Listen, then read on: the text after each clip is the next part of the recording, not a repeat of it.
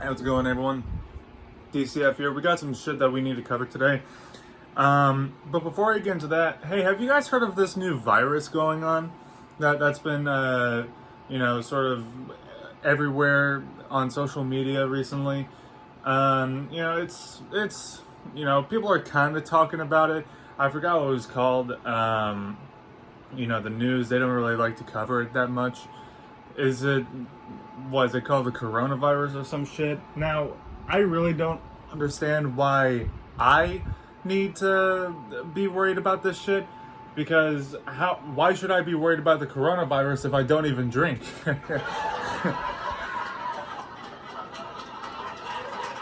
Good joke. Anyways, so let's get into some shit that we need to go over. First of all, the Dallas Cowboys, they have officially franchise tagged Dak Prescott. So hopefully this means they're done negotiating, at least for now. Wait and see what happens this upcoming season so that we don't fuck ourselves like we did with the Dez deal. And I know I referenced that a lot, but that's just the first example that comes to mind as far as players' contracts that have really fucked us. I could be referencing Ezekiel Elliott if he doesn't get his shit right, but but anyways, yeah, we franchise tagged Dak Prescott, and we'll just see what happens this upcoming season. This next season is going to be really, really fucking crucial for him. He needs to make a big impact, and he needs to improve a lot more if he wants to remain on here for the season after. That's just the way I see it. So you have that just happened this morning. Yesterday, however, was a pretty huge day.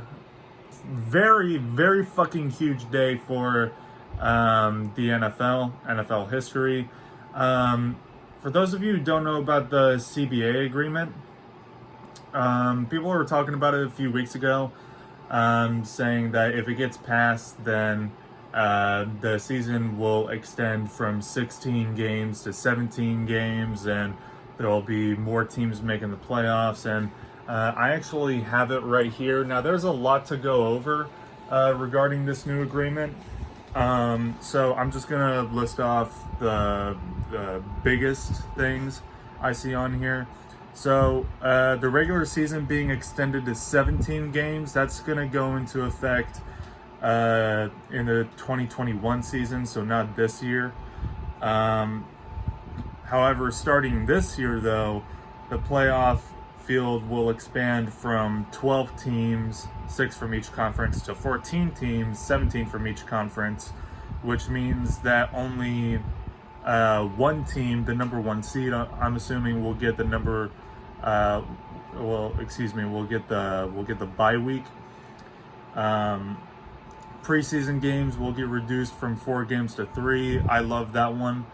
It really does feel like they sort of stretch out the preseason, especially with the 4th week of preseason, when literally no one's watching, no one's giving a fuck. You put the water boy out there to see what happens. I feel like it should probably be reduced to 2, but I mean, really, who gives a shit? Let's see. Teams will only have 1 official tag to use over the offseason. Rosters are going to expand from 52 to 55. Practice squad will expand from 10 to 12 players.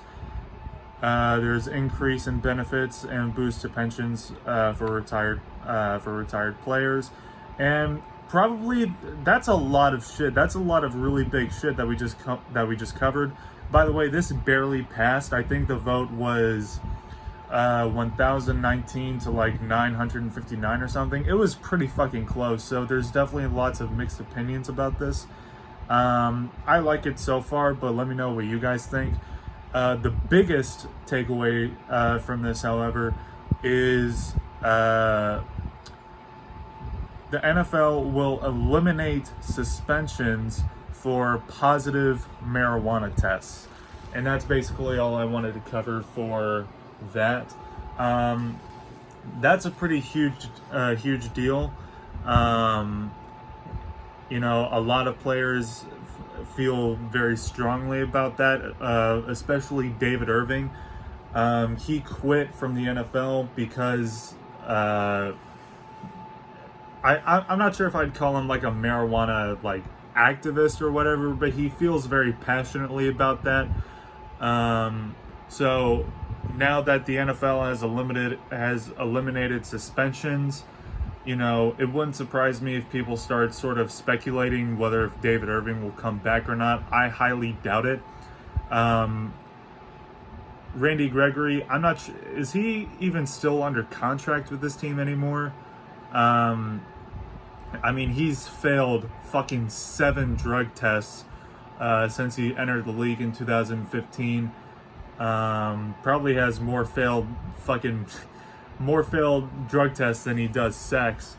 However, as much as I like to shit on Randy Gregory, he has shown to be a solid player for us.